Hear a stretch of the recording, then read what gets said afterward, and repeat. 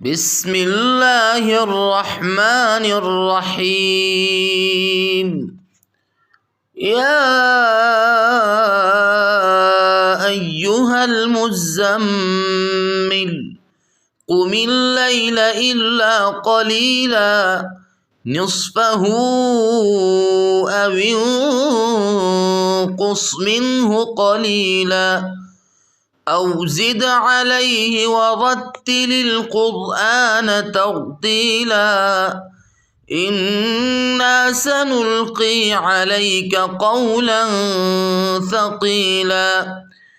إن ناشئة الليل هي أشد وطئا وأقوم قيلا إن لك في النهار سبحا طويلا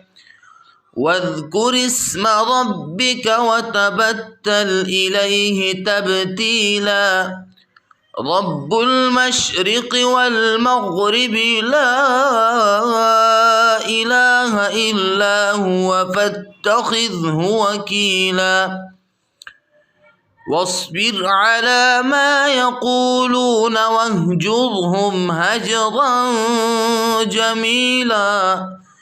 وذرني والمكذبين أولي النعمة ومهلهم قليلا إن لدينا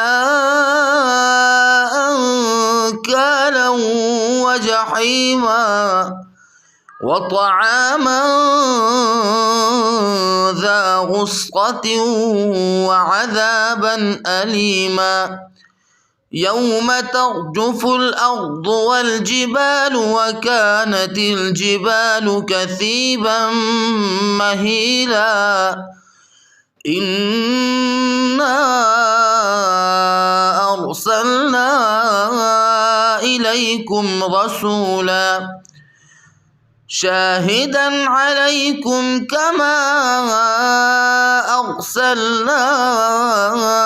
إلى فرعون رسولا فعصى فرعون الرسول فأخذناه أخذا وبيلا فكيف تتقون إن كفرتم يوما يجعل الولدان شيبا السماء منفطر به كان وعده مفعولا إن هذه تذكرة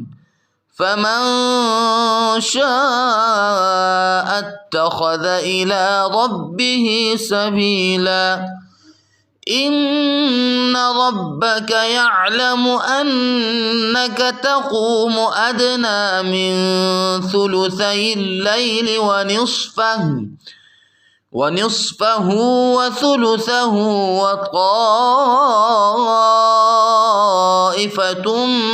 من الذين معك والله يقدر الليل والنهار علم أن لن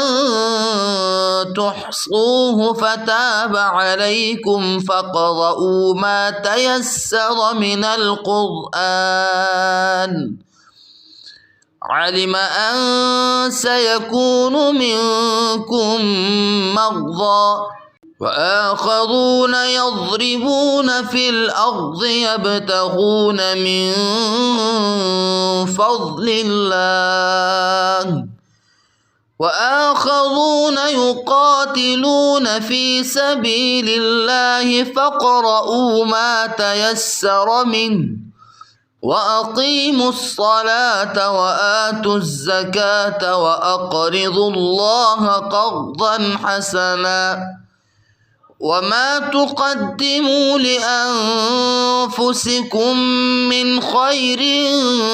تجدوه عند الله هو خيرا وأعظم أجرا واستغفروا الله إن الله غفور رحيم